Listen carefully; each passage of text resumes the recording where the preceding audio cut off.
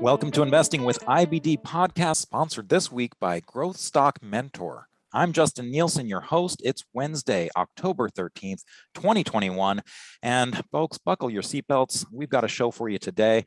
Not only do we have Arusha Pires O'Neill, Global Advisors Portfolio Manager, joining the show once again, we also have Scott St. Clair, the Premium Product Group Manager of Investors Business Daily. Now, this was a title formerly held by Arusha, so this is the first time we're having Scott St. Clair on with the new title and no longer under the thumb of Arusha. So welcome to the show, both of you.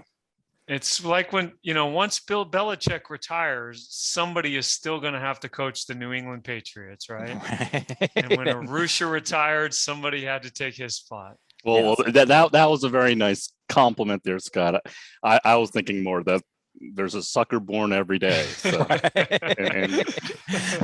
and today, that day is Scott. Well, and it's just, again, it goes to the list of Arusha's formerly held titles, former podcast host, former premium product, manager. So you can start like a little group. Yes, exactly. All the people that have taken the place of Arusha, so, well, let's see. On today's show, man, there's going to be a lot to talk about because not only do we have the market to talk about, but really what's going on with this market correction and some of the stocks that are looking really strong despite the indexes in that corrective phase. So we'll talk a lot about how we're handling our portfolios and get some information from Scott and a few stocks that he's been playing himself. So let's get right to it, gentlemen. What do you think of the market right now? Maybe we start with the NASDAQ composite, still getting resistance at the 21-day moving average line, but we're holding above the lows of October 4th, and we could get a follow-through day any day. What do you think, Scott? Yeah, it's really a strange market. The composition of my portfolio, and maybe we'll talk about it later, is like the most diverse that I've had in a long time. Like the types of names that I own. A few days ago, I was pretty negative on the market. You undercut that low at 14,423. That shows you how long I've been in the business, because the NASDAQ was 14 and 22 at one point. Incredible. But if you look at all those waves down, you never really ever undercut any lows previously. So you finally had an undercut, which told me the market was a lot weaker than usual. And if we had done this podcast yesterday or the day before, I probably would have thought that we're headed for another lower low. Mm-hmm. I think it's still possible, but today was a very good day. I felt I had a lot of what I call jealousy. There were some stocks that I like that I don't own because of the market environment. But they had great days today. C Limited, MDB, and even a couple that I do own that had pretty good days. So it's very hard. That's why you just take it day by day, and you have to be willing to change, to be flexible to the information you're getting. And then maybe tomorrow or another day, I'll change my mind a little bit the other way. Right. But you have to be willing to do that. Otherwise, you could really get stuck with a bad position. Yeah, and I'm a little surprised that when it undercut the 14,423 level, that you weren't kind of keeping an eye out for maybe this is a potential shakeout on the indexes, because you're always kind of looking for that, and I learned that from you. To keep that open mind. Once you have that undercut, you could get that little bit of a shakeout. But that being said, I understand the other part where we've been kind of going down for a few weeks, and just that psychology, how quick that can change, especially if some of the stocks get hit. So talk a little bit more about that kind of undercut and what you were going through there when it started coming back above 14,423. Yeah, I love the undercut setups, especially in stocks, because if a stock breaks a low and it looks like it's going down and doesn't, it should go down but doesn't, it tells me that the institutions are in there using that weakness to accumulate those shares. And obviously it works the same with the indexes. one of my favorite conversations I had at Marcus Smith when I first started, I spoke to he was a former a mutual fund manager at Fidelity. And he was just running his own money and he was using Marcus Smith. And he called and we were talking, and the market was really bad that day. And he was saying, oh boy, I love days like this. This is when I can grab all my favorite positions. It's amazing. And that was really unusual. I was like confounded by his statement, because it was an awful day. I was probably getting killed. I was probably down 5% or something, you know, loaded up in these growth stocks. And he just loved it. And I still remember that. It was like 10 years ago when that happened. And so that's how the institutions think, right? Mm-hmm. So if they're using any weakness to accumulate positions, then you will see that in the charts, right? It'll start to show up. So I do love that undercut. In fact, I wasn't very heavy in tech growth, CAN-SLIM type names coming into today, because I just thought the market was going lower. But I added to a name I had and put on a new position just based on today's action so far. Well, and to that end, just talking about growth and what growth has been doing, maybe we pull up FFTY real quick, because FFTY, which is the Innovator IBD 50 growth ETF, it had a really strong day, and this got support at the 200-day moving average line and is now challenging both the 21-day and the 50-day moving average lines. Whereas the indexes still have some, most of the indexes still have some room to go before they get above those lines, but the IBD 50, it's right there. Yeah, it looks like so you had tried to break out, that failed, and now it looks like maybe the break low has failed as well, right? You have a nice little shakeout from 52 down to 45. So I don't watch this as closely as I do the indexes, but there's a lot of like ARC and FFTY. There are other things you can watch to try to get a really good feel for the markets, because the indexes are so top heavy with Facebook, Amazon, Google, Apple. They don't always tell the best story, I think, about the types of names that we are interested in. Yeah, and going off of that, Justin, you started off with, we're in a correction. This is a little strange that the stocks are coming back so soon. There's always a point where we may put it into marketing correction, but it might be more of an intermediate pullback than anything else, right? Well, you don't know initially. We're just taking day by day, watching the distribution count, watching how a number of leading stocks are starting to get hit. And you're just kind of making an educated assessment at that point, saying, based on history, this is what we think will happen. But you always have to keep that open mind that, hey, maybe this is just more of a pullback. Maybe stocks are coming back. So going off with that, Scott, what are some of the things that you're looking for to help you slowly move more into the market and become more aggressive in the market?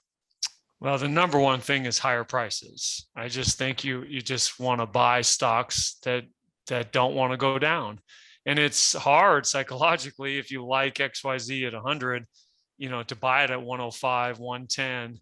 But one thing that one of the portfolio managers that worked at William O'Neill for the longest time, he told me, that sticks with me. He said, Bill always loved to buy high. He'd always buy more at higher and higher prices. Because I told him, I said that I just like that too. I just love, if I own something at 150, I love to buy more at 152 or 153. Now, once it starts to get a little bit, extended from there, I'm not going to do that. But I think if you have a position, and sometimes I'll just start with like a probe position, then I can, I have like an anchoring price, and good or bad, I've anchored to where I've entered. And now if it starts to go up, then I want to put more money into that. So then, like the name I added to today was because it's higher. It went higher. Okay, then it deserves more money. And the name that I started today, I just start with a small position. And if it decides to go higher tomorrow or 5 days from now, then it'll get more of my money And so I think that's the easiest way to do it, is just let the market vote for you.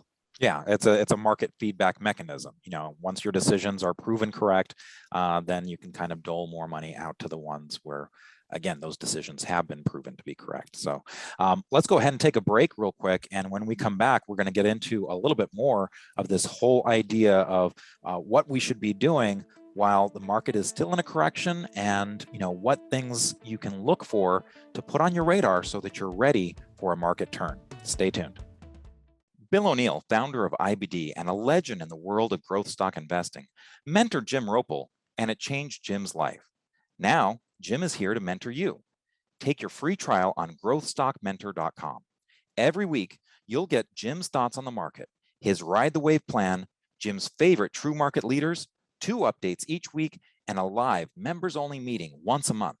Also, you can ask Jim anything, anytime, 24/7. Take your free trial on growthstockmentor.com now. Welcome back to the Investing with IBD podcast, sponsored by Growth Stock Mentor.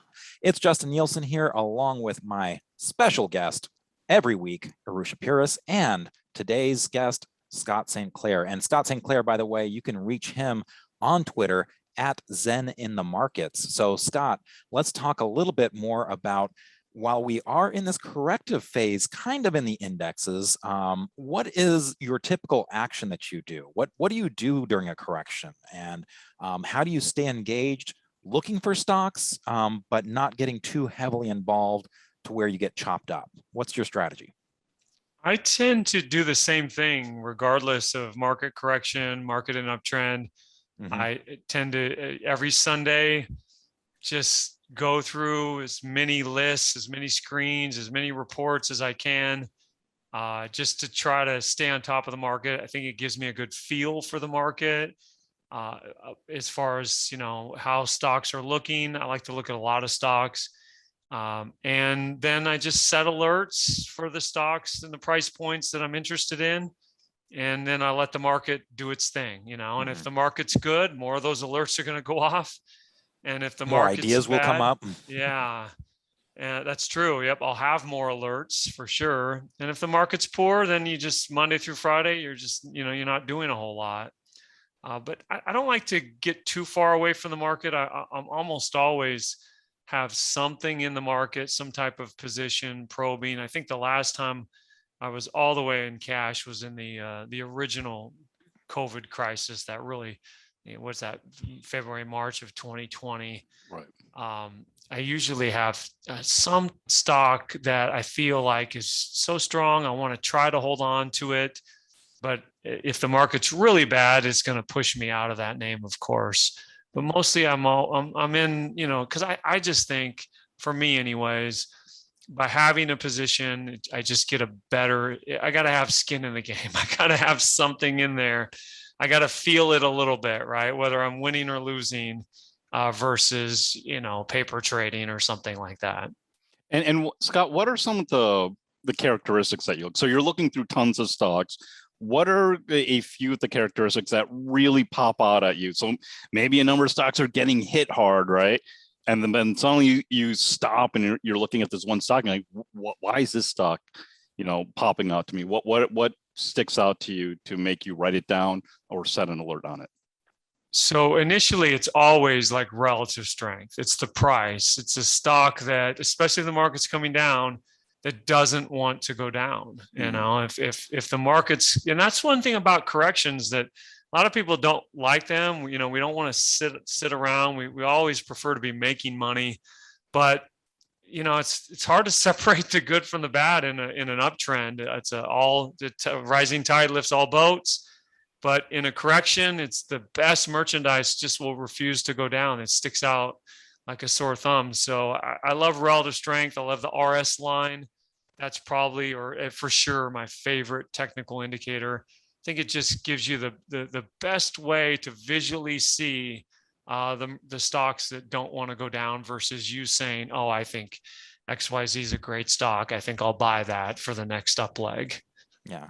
And to be clear, the relative strength line, you might have the stock going down, but that relative strength line can be holding up because it's not going down. That stock isn't going down as much, so that can be very telling sometimes, where it's still a rising relative strength line even when the stock is getting hit. So that's the best, Justin. If the S&P goes down 20% and your stock goes down 12%, that's relative strength. Yeah, but you also get a correction too. So you get a stock that you want to buy, and it's not that it's coming in price. The price is irrelevant. It's not that I want to buy it cheaper.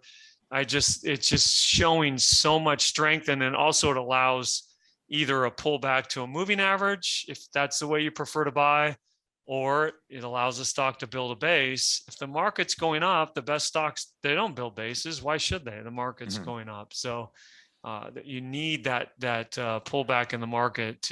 Those are my two favorite setups. I either want to buy it coming out of a base, or I want to buy a pullback to the moving average, most specifically like the 10-week, or some type of undercut of a low and then a rally back up. Those are going to be my favorite setups, and you're just not going to get them if the market's going up every day. You're going to be left looking for stuff. So going off that, with that relative strength line, are you using like the blue dot list in a MarketSmith, or some other kind of screen in MarketSmith to do this, or are you just going through the Growth 250 or something like that? Yeah, there's two ways. The blue dot screen is great. If the stock's in a base and the RS line's making new high, it's going to have that blue dot. Or the new list that we created, that's just all RS line new high. So, if it just gives you every single stock where the RS line is making a new high, and it has like a little count on it, which is kind of cool too. So if we were to stay sideways in the market for a while, you could see stocks where the number of times that the RS line is making new highs while the stock is going sideways. You could even, Jeffries, there's 11, or Aon, wow, 19. But I probably would sort this. This is a big list. It's 332 stocks. But, if you sort it by composite rating or EPS rating or something, you just bring the best quality. So now you have the combination we prefer, right? You have a great company with earnings, sales, group strength, and then you have the technical picture, which is the relative strength making new high, and that's going to be your best merchandise right there. Oh, just as a point of clarification, what is the difference between the relative strength line at new high versus the blue dot? The only difference is that the stock has to be in a base as identified by our pattern recognition algorithm. So if there's no base, you can get RS line new high, like bill.com, which we'll probably talk about. The RS line is a new high, but there's no blue dot because there's no base as identified by the algorithm. Right. And I'll say one thing that I do like about that is, sometimes I'm identifying other areas to buy, and I'm not necessarily wanting to wait for a base to form. So again, it just gives you a little bit more sometimes with that relative strength line at new high. It's a dichotomy you can encounter, right? Because if it's a really good stock, it might not build a base long enough. It might not wait 5 weeks for you waiting for a base. And all the more reason probably why I want to own it. If it's having, so it's weird that I'd like to wait for a base, but sometimes the market, a lot of times, really, honestly, it just doesn't wait around for me. So you have to have like an alternative way to buy them, whether that's a descending trend line or some type of pullback. I think the standard way to buy stocks is with the base, but you really, after that, you probably want to develop a strategy that you're comfortable with. You can identify your risk reward.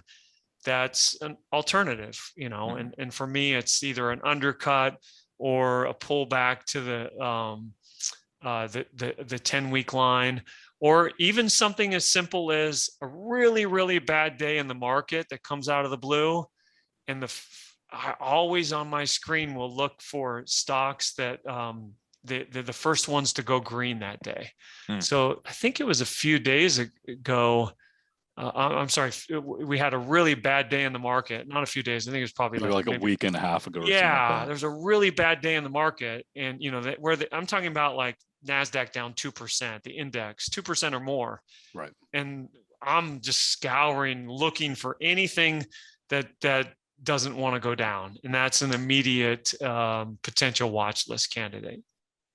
Yeah. And it's funny, like before we started the segment, I said, let's not talk too much about the lists and stuff like that in MarketSmith, but I pulled up on the screen right here. So if you're watching, if you're listening to this right now, you can always go to your computer and see the video version, investors.com/podcast. But I pulled up the all RS line new high list, and actually one here proficient that's as you were talking about, refusing to go down. Here's this stock that hasn't taken any time off really. But one thing that I think everyone should really hear is that we created a lot of these lists for ourselves. Right. It's over the years, and also our customers, obviously, because we're all using MarketSmith. We're all trying to find different ways to find these stocks earlier. So we're just asking the programmers to program it. That's how the blue dot came around. That's how this all RS line new high list with the count came in. I actually forgot that we put the count in there. So I was like, oh, that's really cool. I just hit the space bar usually. That's how all the screens in the newspaper came about. It was because Bill was looking. This is what Bill was looking for. Exactly. and it just makes sense. It's the reason I think why the paper and why MarketSmith and all these things have been so effective is because people are actually using these products in-house, are coming up with a number of these ideas and to help them find, and they're testing it in real time, saying, hey, did this list, did this screen, did this place in the newspaper, did that really help it simplify the process to find this next idea? It's one thing I love, and we're not part of William O'Neill and Company any longer, but it's the culture is the same at Investors Business. One thing I love is we practice what we preach. We eat our own cooking. Mm-hmm. I use MarketSmith for all of my accounts and have been using, before Marcus's Daily Grass, but have been for 25 years using these products to find ideas.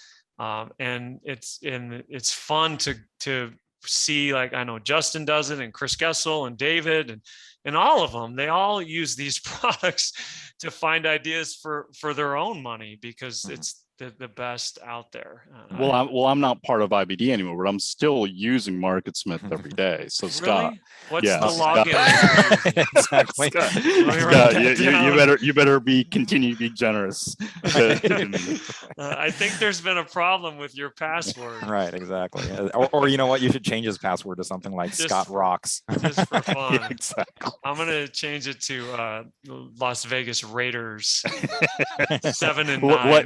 Like your don't give away my Zoom password. Yeah, like your Zoom. Now anyone can you said it, not me. Yeah. Okay, so let's talk a little bit about sitting out power, because I'll just share my personal experience. Like in 2000, here I was just starting out with this stuff, and not to brag, but I got out so well in 2000. It was awesome. And I'm just like, patting myself on the back as I'm watching everything go down. But then I kept on trying to get in too heavy, too soon. And, especially jumping on margin very quickly, and, quickly eroded my account in 2001 and 2002. And so I'm always very careful not to do that. Now, granted, that was a 79% correction in the NASDAQ. Here, we haven't even come down, more than 10%. So is this correction different? Is this something where you can play a little bit of these stocks? And if so, how do you balance the sit out power with staying involved? And as you said, keeping some of that skin in the game, Scott? So I think it's just simple math. This is the way I look at it. If I have a 10% position in one name, or maybe two, sometimes I might go 5% positions if I'm, uncertain about the market. And let's say I just get it completely wrong and it goes down 10%. Mm-hmm. So I lose 1% on my whole portfolio, right? If I did the math right. I once did this on IBD Live, and the guy told me you did the math wrong. So I always qualify it with maybe just in case. You missed a decimal point over a couple I did the times. math, like, They you're are right, definitely pretty sharp on IBD Live. They catch you, man. Well, Yeah. if you make a mistake, they'll know. So you lose 1%. So, if I always say, well, can I survive a 1% haircut? And a lot of times if you're ahead, let's say you're up 15% for the year, I think you could survive a handful of 1% haircuts before you'd start to say, wait, something's not quite right. If I was at 15 and I kept doing that and all of a sudden I'm up 9, I need to start to say, wait a second, something's wrong. But I'm always willing to risk a little bit, especially what I've made, to try to stack on. Now, if I'm down 8 or 9 or 10% for the year, then it's a different story. I think you want to be more defensive. So I know we were talking football before we started here, and I always said I'd love if we had our own football podcast. But I think to me, it's like football. And I think football is it's such a great game. It's the strategy in football is really complex.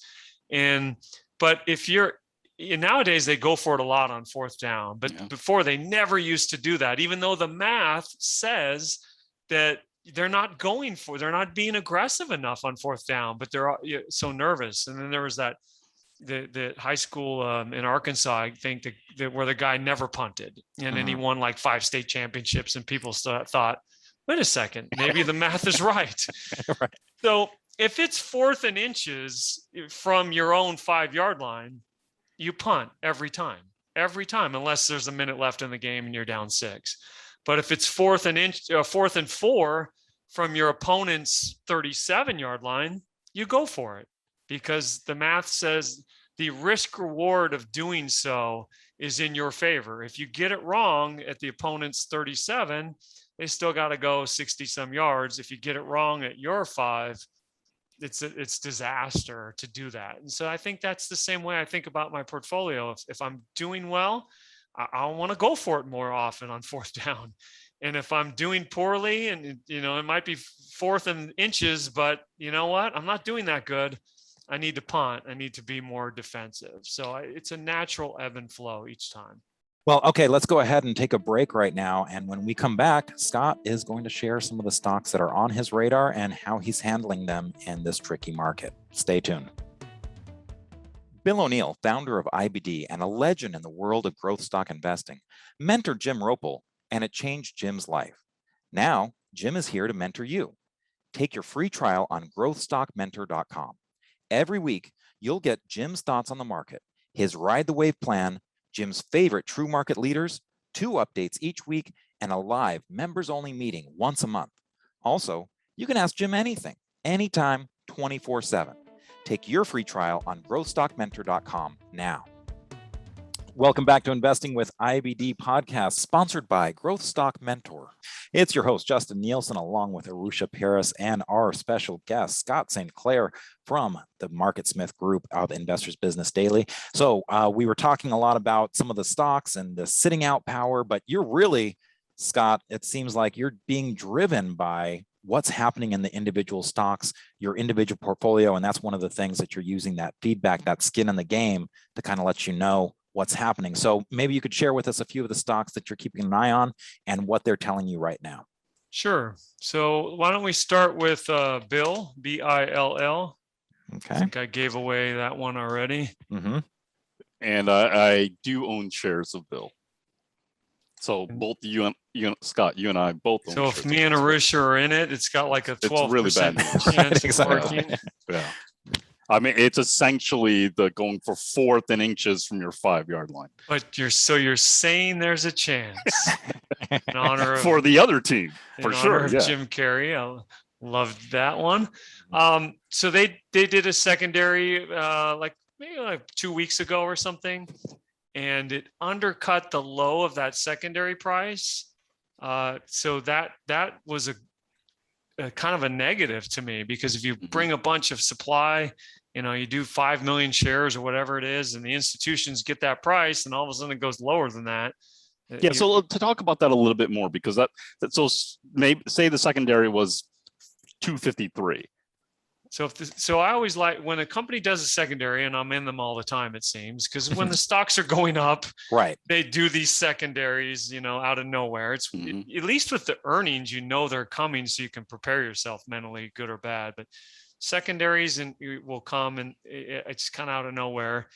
And I didn't own the stock at the time, but I like to see, okay, can the market, the institutions, do they just sop up all that new supply? So MRVI was a stock that I was in that did a secondary, and it just did not handle the secondary well at all, which told me something's wrong. Exit, get out of that stock.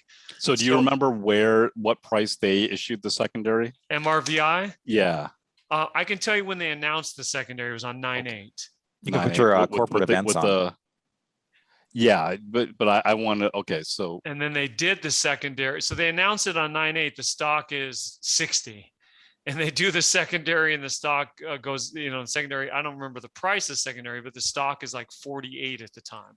So okay, so maybe it was around like difference. 50 or something, right? Yeah. The price, and it was at 48. So everyone who bought at 50, they're already losing money at that point, or they can get it lower. Yeah, I guess if the stock's 60, they try to bring out this supply, and then maybe, the investment bankers, and I've never been an investment banker, so I'm not exactly 100% sure how it works, but they're probably going to go out on a quote unquote roadshow and see if they can generate demand for it. And a lot of times that you can tell by the way the stock's acting that they can't get the demand. Maybe they have to start lowering that price. So it's when you see that type of, and look at MRVI now, wow, 38. It's really just gotten hammered, and it was acting so well beforehand. So it's just a really bad sign. So I use the price of a secondary is kind of a line in the sand for me if I own something. I tried to hold MRVI through the announcement. Normally I will try to wade through that turbulence, but it just was too poor on 9/8. I mean, it was down 10% that day. It's just a little too much for me, and I just thought move on. But with Bill, it looks like that was at 252. Oh, it was at 252. Perfect. Yeah. Or I'm sorry, 272. 272. Yeah. Okay. Okay. So they do the secondary 272, and the stock's 260, 255, and that's a bad sign for me. The fact that they couldn't hold that price, but then it came back and it held that 10-week line. If you look at the weekly chart, you'll see it had 2 weekly tests of that 10-week line. And I got shaken out, so that's why it's working. Just so you guys know, the Justin shakeout alert, which we all email to each other. It's the greatest signal ever. And look at the tightness you have. You've got 3 weeks tight right there. So it just sits there. It does the secondary. You've got to shake out, and then it just sits there for 3 weeks. Really like that setup. And then the last couple of days, it's really started to show strength. And then I added to the position today, in fact. And so that 3 weeks tight is a little bit different than our normal. So just if you could just kind of describe that, because rather than the 3 weeks tight being up, and it kind of holds, this is like going down and not making any further downside progress. And I actually like this 3 weeks tight even better, honestly, because you have it's trying to go lower and then can't and comes back. And then the very next week it tries to go lower again and can't, right? So it's just refusing to go down. Why? Well, the institutions are in there. If you open up the related information panel, I've never seen sponsorship like that. That really, I think this is I've never seen, that's 9, is that 2, 4, it's 9 funds out of what, 20?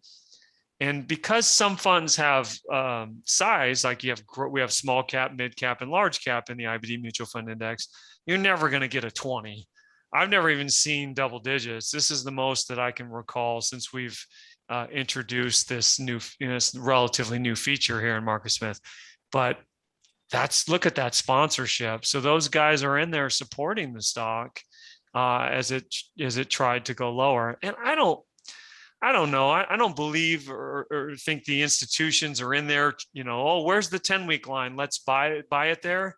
It's just kind of builds on itself. The stock's going lower. And like I talked about that fund manager that I talked to on the phone, And oh boy, I love when my favorite names are going lower. They just think a little differently than we do. They just, you know, if you think Bill is $500 stock over the next 3 to 5 years, then you just want to pay every price below that is a good price.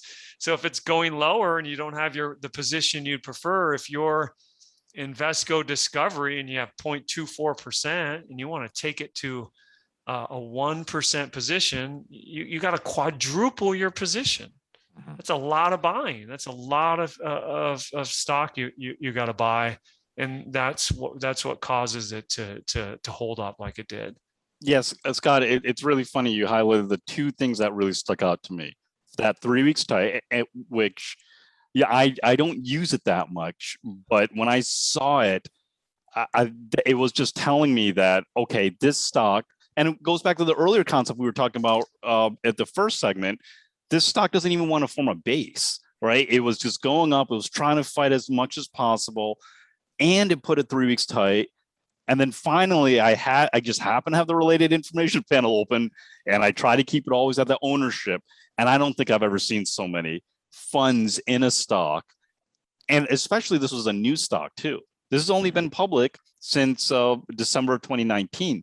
So all those kind of things just stuck out to me that I was like, okay, let me just take a chance here. As it got back above that 3 weeks tight, let me just buy a little bit here and get the feedback. And so far the feedback has been pretty good here. But, you know, even talk about that relative strength line. What do you see at that relative strength line? Because that doesn't even really want to go down. Yeah, so it's new highs and the price is not, right? So relative to the market, the bill is as high as it's ever been.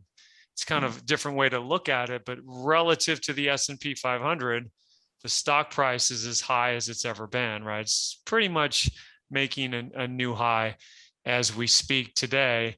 The reason you don't have the blue dot is, like you mentioned, there's just no base there. It's possible it builds some kind of base, but we'll need a few more weeks. I think it's too deep to be a flat base, and you're looking at 246. This is week 7 of a potential base. So if it doesn't make a new high, if it doesn't exceed 302, I think there could be a base here in a week or two. The algorithm would see that, but again, sometimes they don't wait for you. So that's what the alternative buy point is, buying off that 10-week line. So another one in the computer area, MongoDB, MDB is the ticker symbol on this one. This is one that you were talking about as well. Again, one that's been holding up above the 50-day moving average line. Where'd you get into this, and how are you handling it? So I don't own this one, but you don't. This is one that is the one that yeah, the jealousy one. And I love the undercut of the gap, right? Mm-hmm. So stock gaps up on earnings, and stocks up 26% in one day. You know, that's not the three of us doing that, right? I mean, the market is voting. It's a stampede, but I just cannot bring myself to buy those gaps because I know they come in. And so I love when they break below the low of the gap, because a lot of people they put their stops there, right? It's an obvious place for a stop. So it undercuts the low of the gap. You know, maybe something's wrong, and it's fine. You got to have a stop somewhere, and so you're going to get shaken out. And in this case, and like Bill O'Neill would say, shakeouts are good unless you're in them. So I look for shakeouts. I look for places where people would put their stops. And you see that really bad day where it broke below all of that. That was the day I was talking on 10-4. Volume is up. The stock's down 6%. It's undercut the low of the gap. And all logic says that the move is over. And what happens? The stock can't even go down for one more single day. It starts to rally, and then you get hit again, and it can't go down again. You get 3 days up. So if I was, and I should already own it, I should have bought this yesterday because of that kind of fact that it undercut and didn't keep going lower. But I just, like I said, yesterday, I wasn't all that enamored with the market. I owned Bill because I want to have something, because I might be wrong about the market, and it might just come back and keep going. And so I want to be in there and have some skin in the games. But yeah, this one's acting pretty good too. And the action today, I had a lot of jealousy with this one today. I think it was up 5% today. Yeah, almost 5%. Yeah, 4.9. Mm-hmm. Yeah, and it's funny, Scott, because when you mentioned about the earnings gap, even Bill had a strong, I mean, it was an earnings gap, it was just a little bit different, but another strong move there. This was only up 29%, almost 30% on one day, 773% volume. Now it took some time off because the market also, sometimes the market is coming in, the stock refuses to go down, and it just came right back to the 10-week line, or didn't even touch. Both of these have not. They might have touched the 10-week line. They did not touch the 50-day moving average. Which one do you look at? Both, because those are those key moving averages for us: the 50-day on the daily chart, 10-week line on the weekly chart. Are you always looking at both? Because sometimes they can differ a little bit. Yeah, because of the math with the 50-day, every single day you're getting a new calculation that will make a tiny bit of a change. I just use the 10-week line. I just want to just do what Bill says, right? Use the 10-week line. Yeah, which Bill though? Bill the stock, Bill the founder. Bill.com. Yeah. Just do what if it worked for him, it's good enough for him, good enough for me. Everything I do pretty much I steal from somebody who's shown that it works. So I wasn't much of a 10-week line buyer for a long time in my career. I was always just buying strength, breakouts, just buy high, sell higher. And just in the last 10 years or so, I've gotten a lot better on it. It's one of the things I've learned to do from coming in-house. One of my goals, besides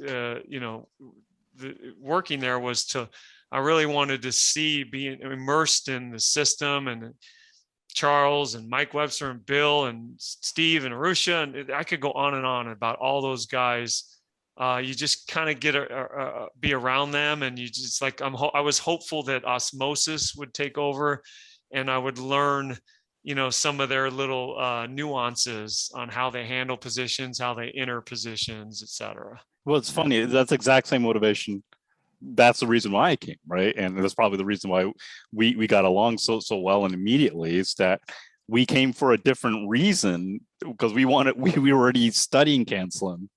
We came to really just say, we're going to dedicate our lives to canceling. And I don't know if either of us really imagined staying here as long as we've been, but like the pullback guys, I'm like you, I was a strength buyer. I'm still working on the pullback buys, but just hearing you, hearing Justin, hearing Charles and Mike for sure. But just even on IBD Live, well, I think I remember maybe it was a couple of weeks ago when the market was bad, and you mentioned the stock and it was looking terrible, but you said, I've been dying to, I think it was a D-local. Yeah. I'm going to buy it here because I've been waiting for it to come here. It's going to look terrible. Now, I guess in the longer run, it didn't end up working because it's a little bit lower, but it's just that mindset, because it snapped me out of it going, oh yeah, this, even though the market's bad, I'm getting hit. This could be a buying opportunity. You have to keep that open mind. Well, and Arusha, you've been talking about this on IBD Live. Is like, the problem with these pullbacks is a lot of times you're getting hit on all these different sides. The market's coming down, and the last thing you're thinking of is being in the mindset of buying something. But again, when you look at the chart after the fact, years down the road, it's like, oh yeah, that pullback would have been easy. It was just pulling right back to the moving average. Exactly. Like, of course you would buy there. Why wouldn't you? Yeah. Of course we don't buy these in a vacuum. There's all those market things. And one other thing I just wanted to point out real quick on MDB before we move on, if you could go back to the daily, it seems like there's some volume that has been coming up on the red, the red volume. You had that big volume on earnings, but some red volume. And what's interesting to me, that's normally something that I don't really like to see. But what's interesting is you go back to the weekly, and you know, this is again back to what Bill would do. Bill would, you know, often count the weeks. He'd compare the week to the prior week, you know, and you don't have that same look of the overwhelming red volume in the weekly chart. Is that something you look at, Scott? I do, yeah. And I also consider, like, you know, the weekly bars from the volatility standpoint. So to me, MDB, even though, and Bill, even though they're not quite the same, they look very similar from a volatility standpoint, from a risk reward standpoint. And that also influences me a little bit on, you know, whether I want to own both of them or not. I probably, if you make money in Bill, you'll probably would have made money in MDB. And if I lose in Bill, I probably would have lost in MDB. So sometimes I'll think about that when I'm building my position, whether I want to be aggressive, which I don't really want to be here, but I also don't want to be completely on the sidelines. I think the market is in a spot where you could go either way. Right. So how about one more stock? Are we going to do VAL, Valaris? Let's do it. Now, this is one that you brought up very early on after its IPO, especially because oil was, you know, acting so strong. So tell us what put this on your radar? Yeah, I don't think I think it's a reorg. Oh yeah. A lot of those oil stocks, they look like IPOs, but they are reorgs. Yeah, because this, you know, kind of tells you about the industry, right? The industry was terrible, right? Oil went negative. I mean, even for a brief moment, I think it went negative $20, $30 a barrel or something. So when it builds a base and the industry was starting to come back, you have an insider buy, you have a new CEO. So there are a couple of factors. You don't have any earnings and sales, so it's more of a cyclical turnaround play. But I just, one thing I found in the last few years is you have to have an amazing vision, imagination on stocks, on markets, on industries, and just be open that, man, anything can happen. Like GameStop, I never in a million years would have thought that something like that could happen, or AMC, or some of these SPACs. And so I've gotten better at that, and I'm more open to the fact that, you know, oil went negative $30. Why can't it go to 100, 150, 200? Why can it go to something ludicrous, crazy the other way? And I think it could. And so to me, it's a great asymmetric trade. I'll risk a little for a chance to make a lot. And sometimes that works. And I've held this for a while. I survived that shakeout on that pink bar day. Don't ask me how. Yeah, luckily it came maybe you back just didn't watch. It closed really well. If it had closed near those lows, it would have got me. They had shaken me out, but it was down, and I just tried to hold on, and it came back, and so I was able to. So did you just stop like watching it and go for a walk or do work? Well, I mean, because it was down quite a bit at that point. Or was it just going off of previous experience where it's like, look, it was early. Was it early in the day that it was down a lot, and you're like, okay, let me give it till maybe close to the end of the day to see if it can recover? Yeah, it opened very poorly, and my first instinct, like every person, is what's the news, right? What's the news? What's going on? I have so many friends in this business, and they always, it's just a classic trap. Like when a stock is up, down, or big, what's the news? So I'm searching for the news, and by the time I found that there wasn't any news, it was down so much, I was just like, well, you know, I guess my objective was to try to give this room. So I guess this is the test. I'm going to have to learn to do that. And I had a pretty good entry because I bought it coming through the kind of a Jesse Livermore buy point. Yeah, that day. Right here. Yep. On and then the next day. So I bought it at 25. I bought more at 26. I bought more at 28. So my average cost was pretty good. And I don't like to give back from 32 to 29, you know, normally. And if it happened over a number of days to weeks, they would have gotten me, but it happened so fast, I was able to survive it. So well, as you said, it opened that way and, quickly made that low. And then it never really challenged that low for the rest of the day. Yeah, well, I don't know if it quite went that exactly how I remember. It opened poorly and then it kept going lower. And I remember my instinct was go find the news. And I remember thinking, well, that's the same thing I tell all my friends is stupid to do because the news is irrelevant. If it hits your stop, it hits your stop. So I was going through all of these emotions. Here I go again. This is why I like to sell into strength. You know, is going through that emotion because I prefer to sell into strength. And normally I would be out of this stock. I would have sold it 4 or 5 days ago into strength and just been onto it. And so I remember thinking that it was like the whole gamut of trader emotions that happen all in about 3 or 4 hours. But I've survived it. I've held on to it, and I'll try. You know, and I'm just of the opinion, if energy goes crazy, if it gets crazy, then maybe this can go a long way. And if it doesn't, if it has another bad day like that and stays down, then I'll just get out and you know, move on to the next one. So you always have a plan, no matter what. I don't care if you're up 50% in something, 2%, down 2%, or up 500%. Even Bill, when he was up fold and pick and save.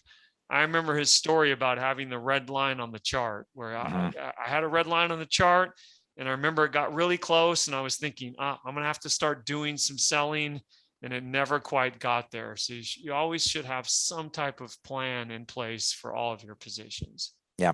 Well, Scott, thank you so much for joining us again. You're like the Alec Baldwin of Saturday Night Live, being, you know, the frequent guest for us. So we appreciate it. And thanks for, and you know, putting all that wisdom out there for people that would like to see more of Scott. Of course, you are on IBD Live regularly, and you also have that weekly webinar that you do on MarketSmith, your take on the market. So another place where people can get your thoughts regularly. Yep. And it's always fun to do a podcast with you guys. I think this is number 5 for me. So anytime you get anyone close to 5, you guys have to invite me back. I want to stay in that lead. Yeah. And I think you get a Casio watch for that or something like that. The one with the buttons on it. And in honor of Alec Baldwin, you see this watch, it costs more than the car you drove in on, right? Okay, perfect. Okay, and next week we're going to have Lauren Simmons, who for a time was the youngest full-time trader on the New York Stock Exchange and will be the host of a new series called Going Public. So we're really looking forward to talking to her, and we hope you join us for that next week. Thanks for watching. We'll see you next time. And for this week's notes and charts, make sure to go to investors.com/podcast, where you'll find details for each episode in the podcast episode section. And make sure to subscribe, rate, and review our podcast if you haven't already. We'd really appreciate it. You can also send us your questions and comments to investingpodcast@investors.com. We would love to hear from you and may use your comments on an upcoming episode. Hey everyone, thanks so much for watching Investors Business Daily on YouTube. If you want to watch more videos, make sure you hit that subscribe button so you don't miss a thing.